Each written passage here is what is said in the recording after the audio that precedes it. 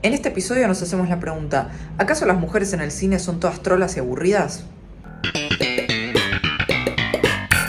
El otro día vi El Cabo del Miedo y quedé fascinada, así que instantáneamente fui a Google a ver qué otras películas de Martin Scorsese había visto.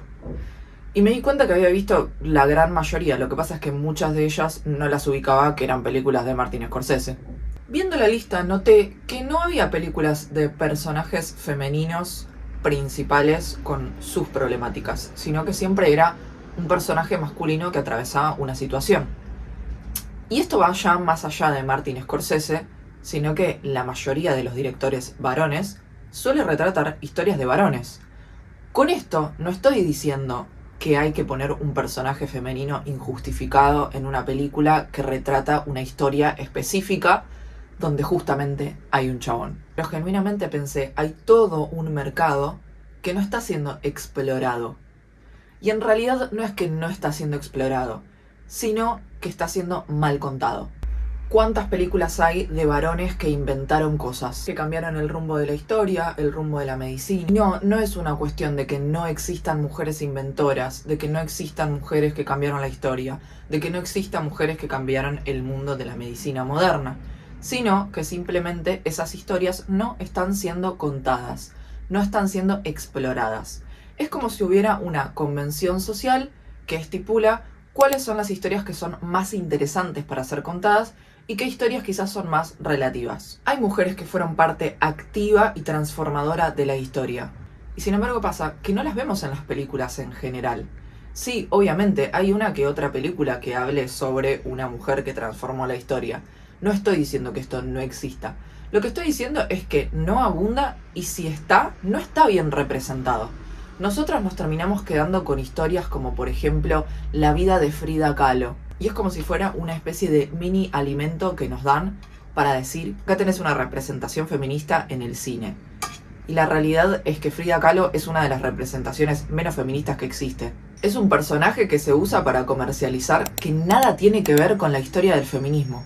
Hacete una película de, no sé, Betty Friedan. A su vez pasa algo. Cuando atravesamos relatos con hombres como el lead protagonista, siempre su relato mantiene una epicidad.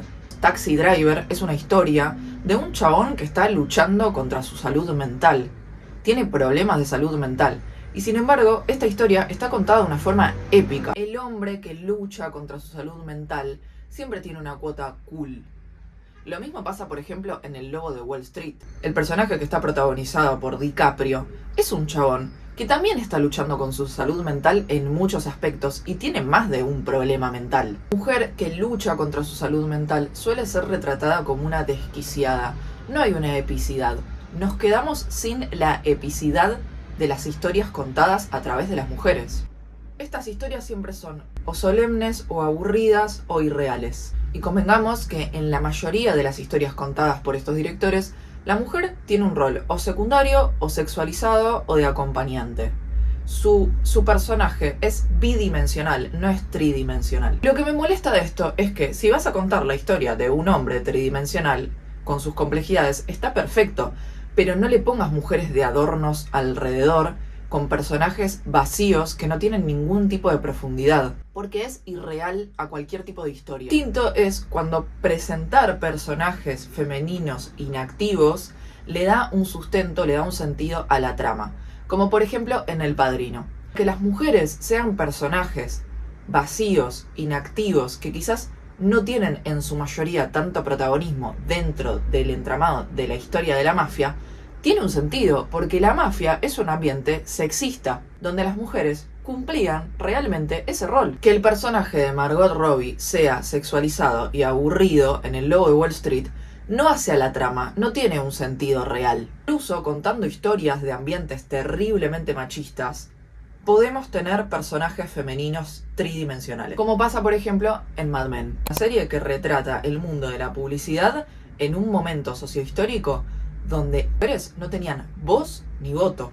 Y sin embargo, los personajes femeninos en la historia tienen complejidad, tienen contradicciones, tienen problemáticas. Como por ejemplo Betty Draper, que es la esposa del protagonista principal, que tiene toda una crisis de identidad con respecto a haberse dedicado únicamente a la maternidad y no saber cómo seguir adelante con su vocación. Tenemos personajes como el de Elizabeth Moss, que se ve atravesada por problemáticas de la época. Personajes atravesados por una crisis de identidad, por una crisis de la vocación, por la maternidad. Son tridimensionales. Tenemos un personaje principal, que es un hombre. Vamos a ir atravesando esta historia a través de él. Y sin embargo, los personajes femeninos que rodean este universo tienen sus subtramas. También pensé en una película que se llama Night Beach, que retrata a una mujer que se siente totalmente aislada después de haber parido, después de haber tenido su primer hijo. La mujer está totalmente desconectada con su vocación, desconectada con su creatividad, se siente aislada de todo el mundo, de todos sus vínculos, y está atravesando lo que claramente es una depresión posparto. También pienso y volvemos a Fleabag, que ya he nombrado varias veces, donde vamos a tener un personaje lead femenino con contradicciones, con cuestionamientos espirituales. Hay una reflexión y una conclusión a la que llego con esto.